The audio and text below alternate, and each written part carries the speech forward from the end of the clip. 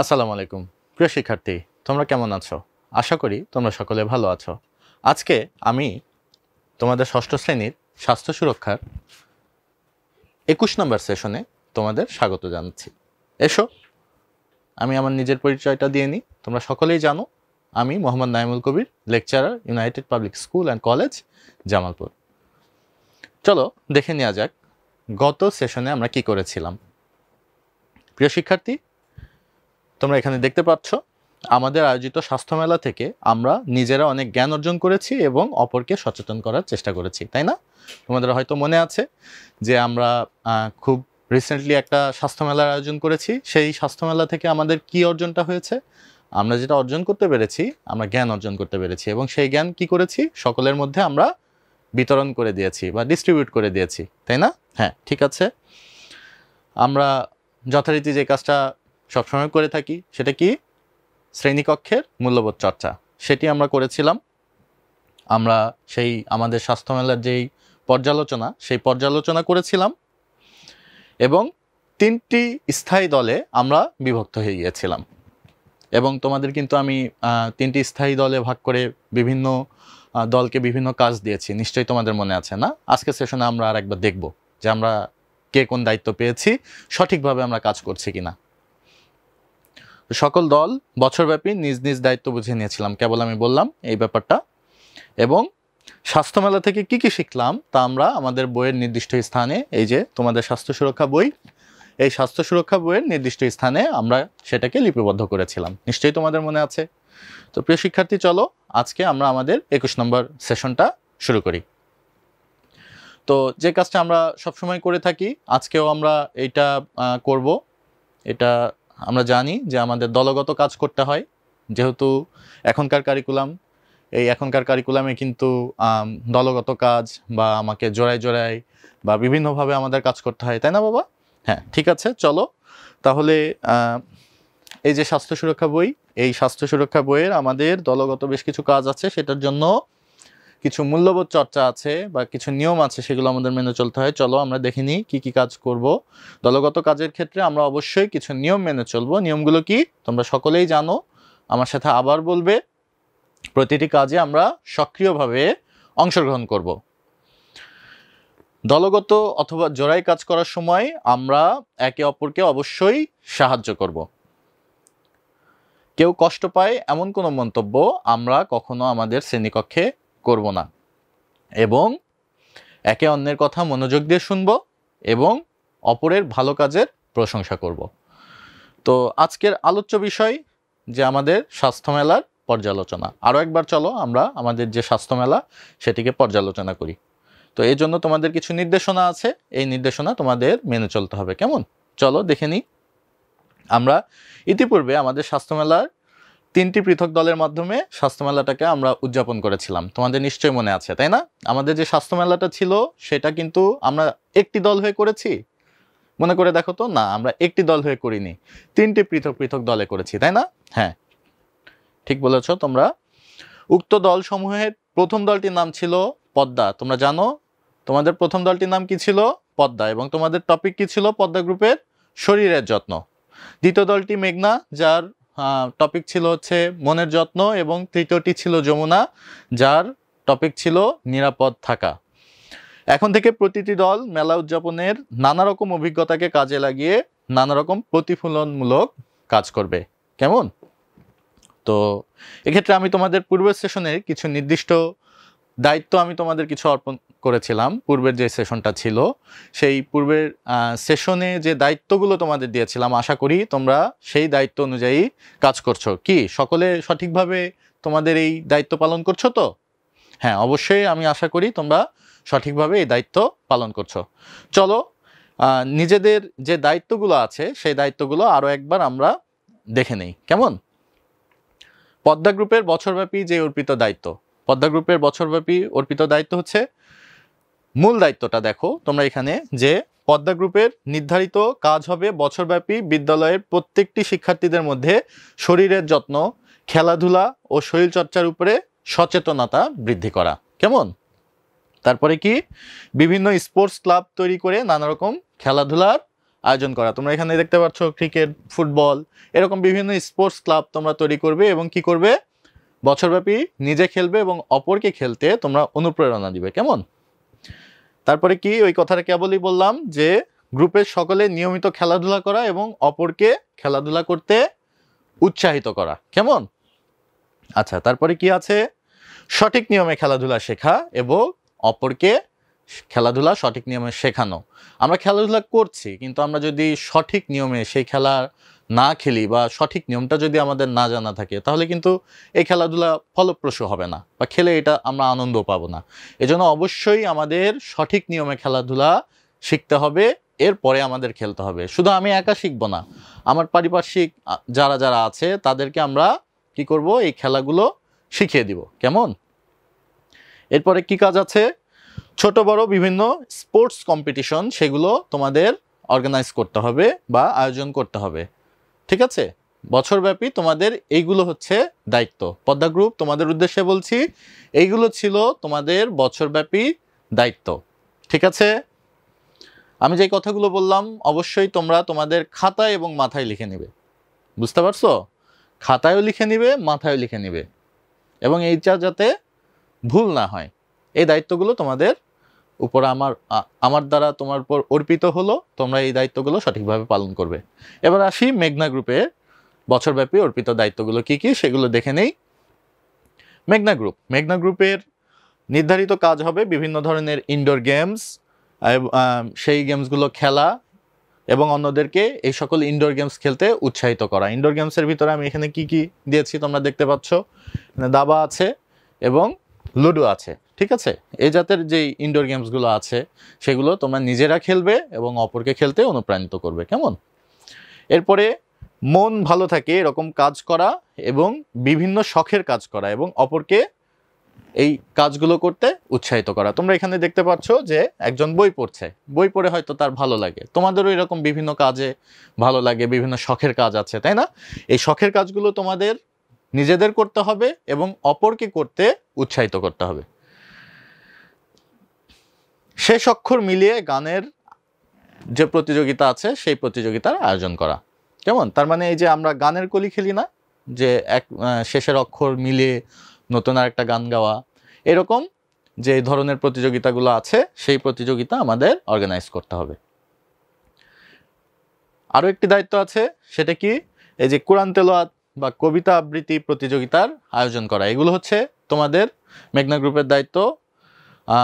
এছাড়া তোমরা কৌতুক প্রতিযোগিতা আছে, সেই কৌতুক প্রতিযোগিতাও তোমরা আয়োজন করতে পারো। তাছাড়া বিভিন্ন ধরনের যে সাংস্কৃতিক প্রতিযোগিতা আছে, হ্যাঁ, কালচারাল যে প্রোগ্রামগুলো আছে সেই কালচারাল প্রোগ্রামও অর্গানাইজ করা তোমাদের দায়িত্ব। তাহলে মেঘনা গ্রুপ তোমরা সকলে বুঝতে পারছো যে তোমাদের উপর কি কি দায়িত্ব অর্পণ করা হলো। তোমাদের ক্ষেত্রেও একই ইনস্ট্রাকশন, তোমরা এই তথ্যগুলো খাতায় এবং মাথায় লিখে নিবে। ঠিক আছে, চলো এবার দেখে নেই যমুনা গ্রুপ তোমাদের উপরে কোন কোন দায়িত্ব অর্পণ করা হয়েছিল। যমুনা গ্রুপ মূলত যে কাজটা করবে, যে তোমাদের নির্ধারিত কাজ হবে পরিবার ও বিদ্যালয়ের সকলের নিরাপদে থাকা নিশ্চিত করা। নিজে নিরাপদ থাকবে, তোমার পরিবারকে নিরাপদ রাখবে এবং তোমার বিদ্যালয়ে যারা আছে তাদের নিরাপদ থাকার জন্য তুমি উৎসাহ দিবে। ঠিক আছে? কিভাবে নিরাপদ থাকতে হয়, কোন কাজ করলে কোন কাজটা করা উচিত, কোন কাজটা করা উচিত না। ঠিক আছে? এই ধরো এখন বর্ষার মৌসুম, এখন তো ডেঙ্গুর যে প্রাদুর্ভাব এটা অনেক বেড়ে গিয়েছে তোমরা জানো। তাহলে কি কি করলে ডেঙ্গু বিস্তার হয়, ডেঙ্গুর বাহিত যে মশা অ্যাডিস মশা, কিভাবে এই এডিস মশাকে নির্মূল করা যায়। ঠিক আছে? এগুলো তোমাদের দায়িত্ব হবে। এছাড়া পার্সোনাল হাইজিন বা নিজেদের ব্যক্তিগত সুরক্ষা ও ব্যক্তিগত পরিচ্ছন্নতা এটা তোমরা নিশ্চিত করবে এবং অপরকেও উৎসাহ প্রদান করবে। যমুনা গ্রুপ তোমরা তোমাদের পরিবার, বিদ্যালয়ের সকল শিক্ষক ও শিক্ষার্থীর ব্যক্তিগত সুরক্ষা ও ব্যক্তিগত পরিচ্ছন্নতা তোমরা নিশ্চিত করবে। কেমন? এরপরে কি করবে, কোনো রোগের প্রাদুর্ভাব দেখা দিলে তা নিয়ে জনসচেতনতা এটা তোমাদের তৈরি করতে হবে। এই যে আমরা এখানে একটা ভাইরাস দেখতে পাচ্ছি, কিছুদিন আগে একটা ভাইরাস আমাদের মহামারী ভাবে একেবারে ছড়িয়ে পড়েছিল, তোমাদের অবশ্যই মনে আছে। কি ভাইরাস ছিল? কোভিড-19। হ্যাঁ, সেই কোভিড-19 মতো যদি এরকম আবার কোনো ঘটনা ঘটে, সেক্ষেত্রে আমাদের কি করতে হবে? অবশ্যই আমাদের জনসচেতনতা তৈরি করতে হবে। ঠিক আছে? জনসচেতনতা বৃদ্ধি করতে বিভিন্ন কুইজ প্রতিযোগিতা ও লিফলেট তোমরা এগুলো সরবরাহ করতে পারো। ঠিক আছে? তাহলে যমুনা গ্রুপ, তোমরাও হয়তো তোমাদের দায়িত্বগুলো বুঝে নিয়েছো এবং আশা করি বাকি দুইটি গ্রুপের মতো তোমরাও খাতায় এবং মাথায় এগুলোকে লিখে নিয়েছো। ঠিক আছে? চলো আজকের কাজটা আমরা একবার দেখে নিই যে আজকে আমাদের কি কাজ। আজকে আমাদের কাজ হবে ব্যক্তিগতভাবে ছক পূরণ করা। ঠিক আছে? তো প্রিয় শিক্ষার্থী, চলো শুরু করা যাক। এজন্য তোমাদের আরও কিছু নির্দেশনা আছে।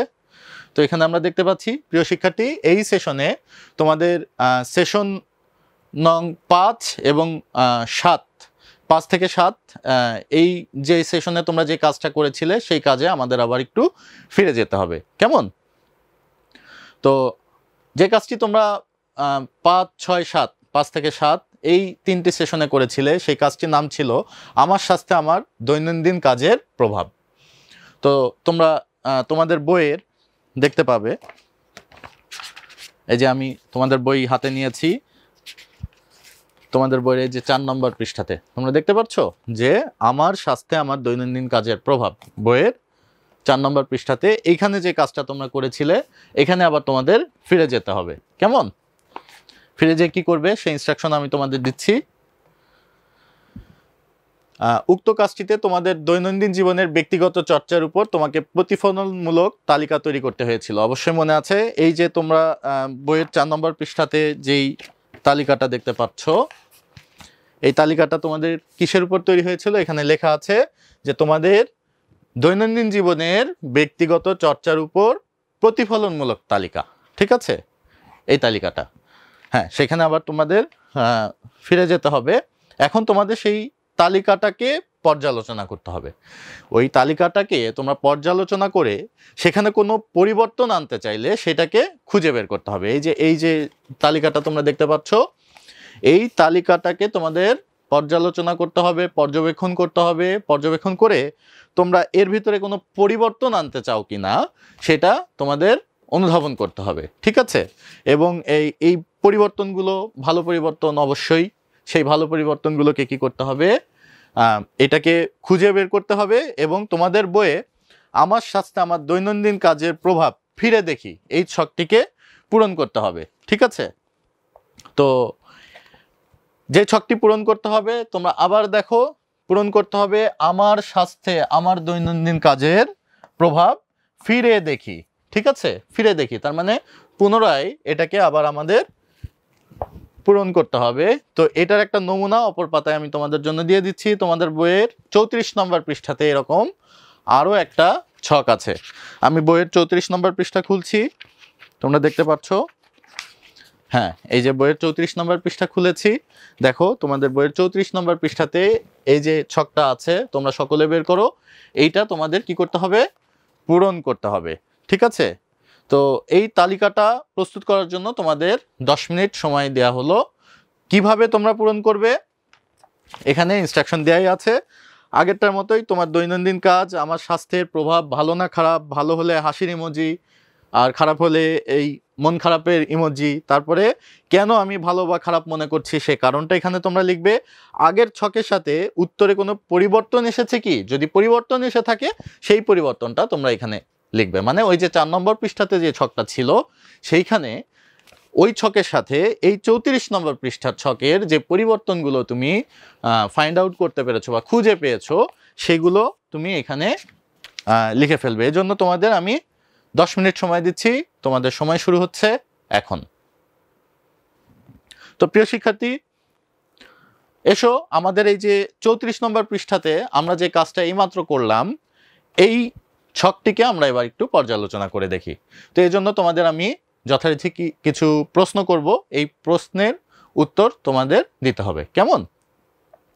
প্রথম প্রশ্নটি হচ্ছে, তোমার তৈরিকৃত নতুন দৈনন্দিন কাজের তালিকাতে কোনো পরিবর্তন আছে কি?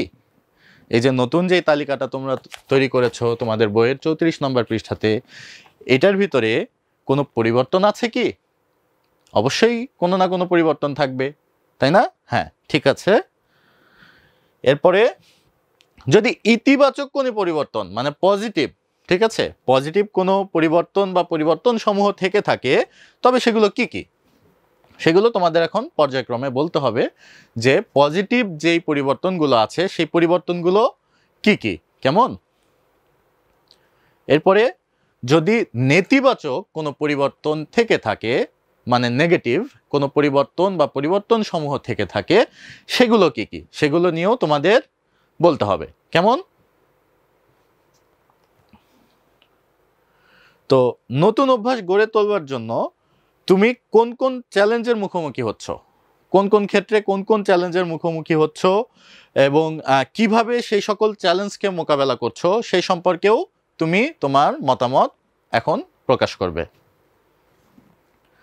তো প্রিয় শিক্ষার্থী, আজকের সেশন আমরা একটি ব্যায়ামের মাধ্যমে শেষ করব। তোমাদের অবশ্যই ব্যায়াম করতে ভালো লাগে, তাই না? হ্যাঁ, আজকের সেশনটি আমরা একটি ব্যায়ামের মাধ্যমে শেষ করব। তো সকলে প্রস্তুত তো? আজকে যে ব্যায়ামটা করতে যাচ্ছি সেই ব্যায়ামের নাম হচ্ছে স্ট্যান্ডিং লাঞ্জেস। এর আগে আমরা বিভিন্ন ব্যায়াম করেছি, আজকের ব্যায়ামের নাম কি? Standing lunges. সকলে এটা খাতায় লিখে নাও নামটা। তো প্রিয় শিক্ষার্থী, তোমরা সকলে প্রস্তুত তো? আবার বলো, সকলে প্রস্তুত তো? আবার প্রস্তুত? ইয়েস, চলো শুরু করি। এই যে প্রিয় শিক্ষার্থী, তোমরা এখানে দেখতে পাচ্ছ তোমাদের বইয়ের ভেতরে এই ব্যায়ামটি আছে, তোমরা বই থেকেও দেখে নিতে পারো, আমি বইয়ে এটা বের করছি। তো প্রিয় শিক্ষার্থী, আমরা দেখতে পাচ্ছি যে আমাদের বইয়ের 13 নম্বর পৃষ্ঠাতে এই ব্যায়ামটা সম্পর্কে দেওয়া আছে। ব্যায়ামের নাম বলছে স্ট্যান্ডিং লাঞ্জেস, তোমরা দেখতে পাচ্ছ, এবং এটার বিবরণও কিন্তু এখানে দেওয়া আছে। এই যে 13 নম্বর পৃষ্ঠা, 13, 14 বিভিন্ন ধরনের ব্যায়াম দেওয়া আছে। তো এইখানে তোমরা দেখতে পাচ্ছ যে কি করতে হবে, সোজা হয়ে দাঁড়াতে হবে। প্রথমে সকলে তোমরা সুবিধাজনক স্থানে সোজা হয়ে দাঁড়াও, এরপরে ডান পা সামনে বাড়িয়ে হাঁটু ভাঁজ করে নিচের দিকে বসতে হবে। এই যে এইভাবে ডান পা সামনে বাড়িয়ে, ডান পাকে সামনে বাড়িয়েছে, তারপরে কি করেছে, নিচের দিকে যাচ্ছে। কোন দিকে যাচ্ছে? নিচের দিকে, ঠিক আছে। তারপরে কি করতে হবে, তখন পেছনের পা পেছনের দিকে সোজা থাকবে। যে তোমরা দেখতে পাচ্ছ পেছনের পা কেমন আছে, এটা কি ভাঁজ হয়ে গিয়েছে? না, পেছনের পা পেছনের দিকে সোজা থাকবে, অথবা হালকা একটু ভাঁজ হতে পারে, ঠিক আছে। 1 বললে তোমরা এভাবে যাবে, আবার 2 বললে কি করবে, সোজা আবার এরকম অবস্থানে, এই যে দাঁড়ানো অবস্থানে আবার ফিরে আসতে হবে। আর 3 বলার সঙ্গে সঙ্গে একইভাবে আবার আরেক পা, এর আগে কি করেছিলে, ডান পা নিয়েছিলে, এবার আবার বাম পা সামনের দিকে নিতে হবে, ঠিক আছে, এবং হাঁটু ভাঁজ করে নিচের দিকে বসতে হবে। এইভাবে 6-7 বার এই এক্সারসাইজটি করতে হবে। তোমরা এখানে দেখে নাও কতবার, এক পা 3 থেকে 5 বার তোমরা এটা করবে, এবং এটা সময় সেশনের শেষে, এবং আমরা তাই করছি সেশনের শেষে। তো এই ব্যায়ামের কিছু উপকারিতা আছে, এই ব্যায়ামের মাধ্যমে পায়ের এবং হিপের শক্তি বৃদ্ধি পাবে, কেমন? তো প্রিয় শিক্ষার্থী, চলো দেখে নিই আগামী সেশনে আমাদের কি কি উপকরণ প্রয়োজন হবে। যথারীতি আমাদের এই স্বাস্থ্য সুরক্ষা বই, এটার প্রয়োজন হবে। তারপরে তোমাদের পোস্টার অথবা আর্ট পেপার অথবা ক্যালেন্ডারের কাগজ প্রয়োজন হবে, পেন্সিল প্রয়োজন হবে, ইরেজার, পেন্সিল কাটার, রঙিন কলম, এই জিনিসগুলো তোমাদের আগামী সেশনে প্রয়োজন হবে। তো প্রিয় শিক্ষার্থী, এসো দেখে নিই আজকের সেশনে আমরা কি কি করলাম। আজকের সেশনের শুরুতেই আমরা শ্রেণীকক্ষের মূল্যবোধ চর্চা করেছি, এরপরে স্বাস্থ্য মেলার পর্যালোচনা করেছি। স্বাস্থ্য মেলা থেকে কি কি শিখলাম তা আমরা বইতে নতুন করে একটা তালিকাতে সেটা লিপিবদ্ধ করেছি, এবং প্রতিফলনমূলক কাজের পর্যালোচনা করেছি, এবং সবার শেষে আমরা একটি ব্যায়ামের মাধ্যমে আজকে সেশন শেষ করেছি। তো প্রিয় শিক্ষার্থী, সকলে ভালো থাকবে, সুস্থ থাকবে, এই প্রত্যাশা কামনা করে আমি মোহাম্মদ নাইমুল কবির আজকে তোমাদের কাছ থেকে বিদায় নিচ্ছি। আল্লাহ হাফেজ, আসসালামু আলাইকুম।